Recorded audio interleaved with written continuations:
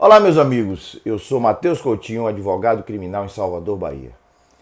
Hoje eu venho complementar o tema do vídeo anterior. O tema do vídeo anterior, nós falamos sobre o crime de fraudar ou frustrar procedimento licitatório. E dentro desse tema, temos algumas curiosidades, dentre as quais eu escolhi uma delas de alta relevância, de maior relevância, que seria a questão do concurso de pessoas, não é, dentro da prática desse crime.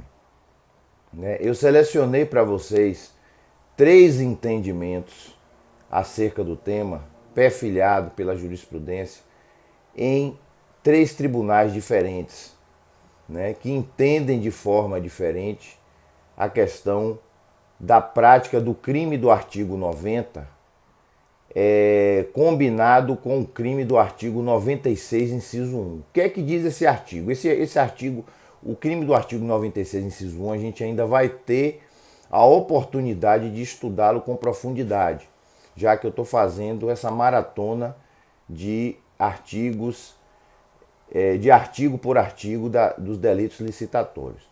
Mas é importante frisar que o artigo 90 ele tem relação com esse crime do artigo 96, inciso 1, por conta da questão do superfaturamento das compras. Né? O artigo 96, inciso 1, ele fala da fraude à licitação quando você superfatura a compra de bens. Né? Ou seja, você dá um valor muito acima daquele valor de mercado, daquele valor que realmente a mercadoria representa em mercado. Né? E a grande questão que se coloca hoje aqui, e que a jurisprudência discute de forma acirrada, seria o concurso dessas duas infrações, né? Ou melhor, a prática dessas duas infrações dentro do mesmo contexto, né? Dentro do mesmo certame. Né? Existe uma jurisprudência mais conservadora, e aí eu trago a jurisprudência do TRF segunda região, né? Uma ação penal do Rio de Janeiro, que eu vou descrever na minha bio depois, que ela diz o seguinte: os delitos do artigo 90, que seria a fraude à licitação, a frustração do caráter competitivo, e o delito do artigo 96, inciso 1, que seria a fraude para o superfaturamento nos preços, eles seriam delitos autônomos e, portanto, eles se amoldariam à regra do artigo 69 do Código Penal, que seria o concurso material de crimes. Né? Então, nesse caso, por ser uma interpretação mais gravosa ao réu, né, no meu entender, não se aplica, e depois eu vou chegar a essa conclusão com vocês, porque seriam delitos que têm um nexo de continuidade delitiva. Né?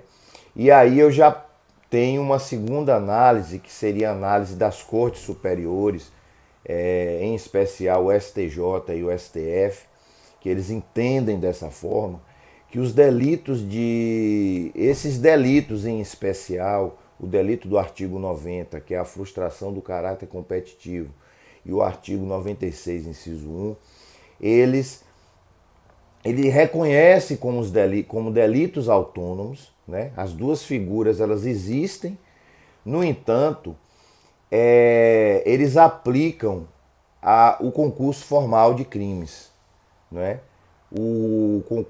A aplicabilidade do artigo 70 do Código Penal, porque ele entende que existe uma ação do agente, não é, buscando 2 resultados, não é? E faz sentido, porque você frustra o cara. Primeiro você frustra o caráter competitivo da licitação, né? Essa é a primeira ação do agente. E dentro das propostas que são colocadas no certame, existe sim o superfaturamento das mercadorias, dos bens, né? Melhor dizendo, Então ele entende que a ação ela é uma só. Apesar de coexistir os delitos, ela aplica eles entendem que existe uma ação que tem, não é, dois resultados, né?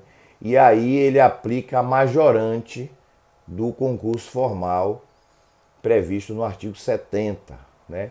Esse é o entendimento longevo das cortes superiores, né? E tem um terceiro entendimento, é um entendimento perfilhado pelo TRF, terceira região, né? Em alguns julgados que eu andei pesquisando, que eles aplicam o princípio da consunção, né? O que é isso? É um princípio que eles encaram a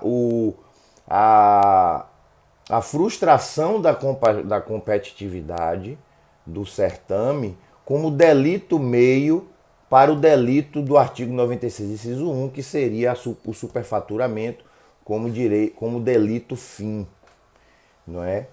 Eu particularmente, apesar de você, nesse caso, né, nós advogados sempre buscarmos uma interpretação mais benéfica ao réu, eu particularmente discordo disso, porque as figuras penais, elas existem, não é? Elas existem, ainda que de forma, ainda que haja esse nexo de continuidade delitiva, elas existem, né? O que não se pode aplicar, no meu entender, é figuras autônomas, né? E uma regra de concurso de crimes mais gravosa, que nesse caso específico você somaria as penas dos delitos, porque você está tendo, naquele primeiro entendimento, você está tendo um entendimento de que são delitos autônomos e você julgaria de forma autônoma, somando as penas, tendo como delitos autônomos. Isso eu discordo, porque você, diante de uma ação, observem que aqui não há nenhuma incoerência. Diante de uma ação, não é? Você promove duas condutas distintas, mas você busca um resultado. Então há esse nexo de causalidade entre as ações. Então, eu reputo a mais acertada interpretação das cortes superiores. E hoje é o que tem prevalecido nos julgamentos, inclusive com precedentes, não é? Com relação a outros julgamentos de instâncias inferiores, a questão da aplicabilidade do concurso formal, né? Nem tanto o concurso material, né, que seria o mais gravoso, que você somaria as penas dos delitos e teria-se como delitos autônomos, nem tanto a questão do princípio da consunção, que em regra, se fôssemos pensar como delito meio, delito fim, em tese poderia se pensar nisso. Mas a grande questão é você pensar na coexistência dos delitos, da prática dos dois delitos, né?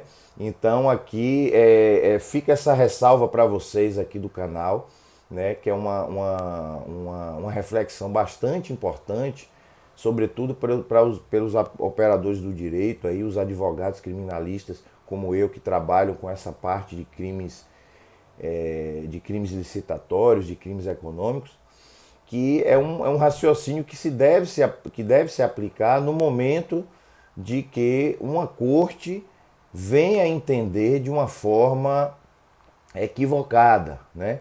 Veja que isso, se você for analisar sob o aspecto de um cumprimento de pena, de uma dosimetria de pena, isso é uma coisa que distingue bastante a realidade do seu constituinte, do seu cliente, não é? porque